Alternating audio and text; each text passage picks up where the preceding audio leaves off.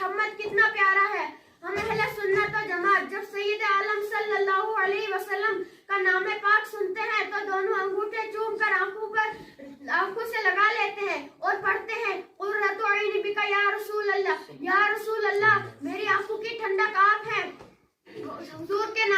हुजूर का नाम पाक सुनकर अंगूठे चूम कर आंखों पर रखना हजरत सिद्दीक अकबर रज़ियल्लाहु ताला अन्हु की सुन्नत है। अल्लामा इस्माइल हक़ी ने तफसीर रुहुल बयान में, मुल्ला माइन काशफी ने मुआरुजुन नबुव्वा में, मुल्ला अली कारी ने मुज़ाअत कबीर में फरमाया है कि हजरत बिलाल रज़ियल्लाहु ताला अन्हु ने आज़ान कही।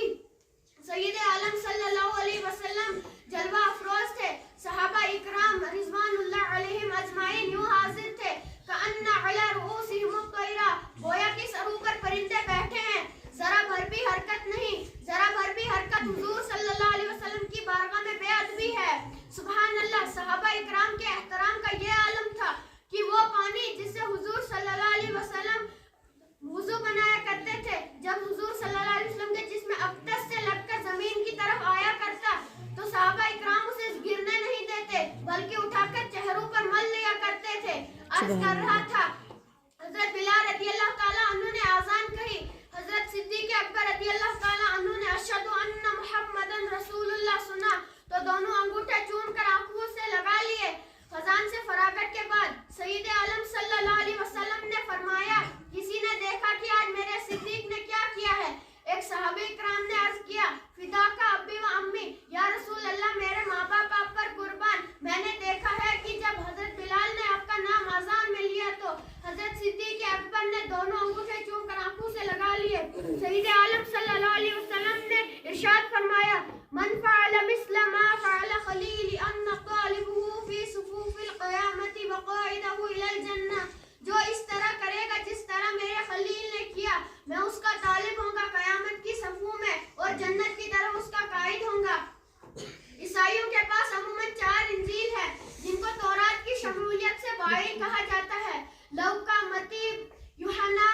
मरकस। इन 4 इंजीलों के अलावा वो एक इंजील बरनबास है। उस इंजील में यह वाक़ा मौजूद है कि जब हजरत आदम अलैहिस्सलाम की तौबा कबूल हुई तो उन्होंने अर्ज किया, या अल्लाह जिनके सदके आपने मेरी तौबा कबूल अता फरमाई, मैं उनकी ज़ियारत से मशरफ होना चाहता हूँ।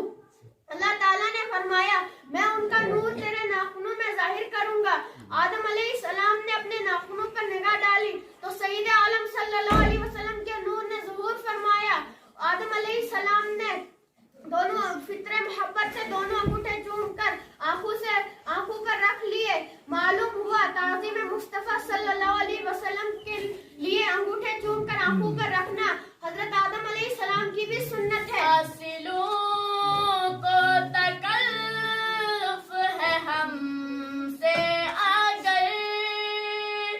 हम भी बेबस नहीं, बेसहारा नहीं, खुद उन्हीं को पुकारेंगे हम दूर से, रास्ते में अगर पाँव थक जाएंगे, फासिलों को तकल्लुफ़ है हमसे अगर हम भी बेबस नहीं, बेसहारा नहीं, हम वहाँ जाके वापस नहीं आएंगे, ढूंढते ढूंढते लोग थक जाएंगे, हम वहाँ जाके वापस नहीं आएंगे, ढूंढते ढूंढते लोग थक जाएंगे। जैसे ही सब्ज़ गुंबद नजर आएगा, बंदगी का करीना बदल जाएगा। जैसे ही सब्ज़ गुंबद नजर आएगा, बंदगी का करीना बदल जाएगा। सर झुकाने ملے گی کسے خود ہی پلکوں سے سجدے ٹپک جائیں گے سر جھکانے کی فرصت ملے گی کسے خود ہی پلکوں سے سجدے ٹپک جائیں گے نام آقا جہاں بھی لیا جائے گا ذکر ان کا جہاں بھی کیا جائے گا نام آقا جہاں بھی لیا جائے گا ذکر ان کا جہاں بھی کیا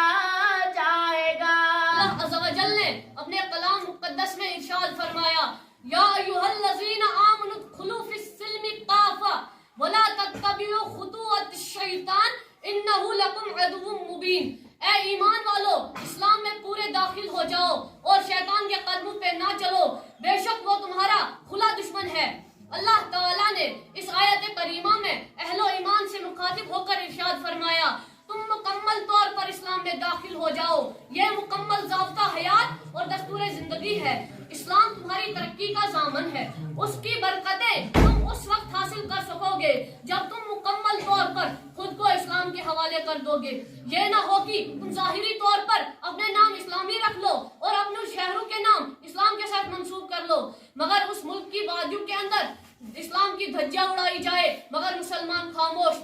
گلی کوچوں اور بازاروں میں ضابطہ اسلام کی خلاف ورزی کی جائے مگر مسلمان خاموش اس مقدس مذہب اسلام کی مخالفت کی جائے مگر مسلمان خاموش ایسا کیوں میرے اسلام کے شہدائیوں یہ صرف اپنی ذات کو دھوکہ دینے کو مترادف ہے حضرات ہمارا ظاہر و باطن ایک ہونا چاہیے اگر زبان سے خود کو توحید و ایمان کا دعویٰ کرتے ہو تو اپنے عمل کو بھی اس کلمہ طیبہ کے مطابق کرو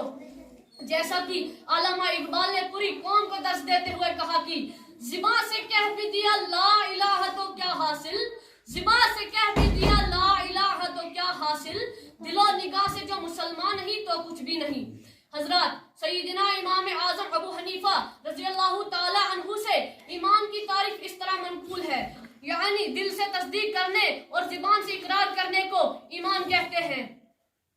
یہ بات مسلم سے کی ایمان کا دار و مدار عقیدے پر ہے عقیدے کی درستگی اتنی ضروری ہے کہ جیسے پھول کے لیے درخت ہمارا عقیدہ ہے کہ مخلوق میں سے کسی کے ہاتھ کوئی چیز نہیں بادشاہ غلام سلطان غنی اور فقیر سب تقدیر الہی کے قید ہے یہ سب دست قدرت میں ہے حضرات گرامی جس طرح روشنی اور تاریکی دو الگ الگ حقائق ہے ان کا ایک ساتھ جمع ہونا محل ہے اسی طرح ایمان و کفر بھی دو متضاد چیزیں ہیں ان کا ایک ساتھ پایا جانا محل ہے ایمان ایک نور ہے جس سے قلوب کا اندھا پن ختم ہو جاتا ہے اور آدمی اعتماد و یقین کے اجالے میں زندگی گزارتا ہے قدر کی ذلت سے نجات پا جاتا ہے جبکہ کفر سراسر ظلمت و تاریکی ہے اس سے دل نابینا بلکہ مردہ ہو جاتا ہے نتیجہ یہ ہوتا ہے کہ آدمی گھٹا ٹوپ سیاہ رات میں در بدر کی ذلت کھاتے ہوئے زندگی بسر کرتا ہے یہی وجہ ہے کہ اپنی زندگی کو پرکیف بنانے اور غم و اضطراب کو دور کرنے کے لیے وہ لہو لعب اور شراب و رباب کا سہارا لیتا ہے معلوم ہوا کہ ایمان ایک نور ہے معلوم ہوا کہ ایمان انسان کی ایک اہم ضرورت ہے اور اس کے لیے ایک انمول دولت ہے میرے عزیز دوستوں اور کرم فرما بزرگوں آئیے اب حدیث نبی صلی اللہ علیہ وسلم کو سماعت فرمائیں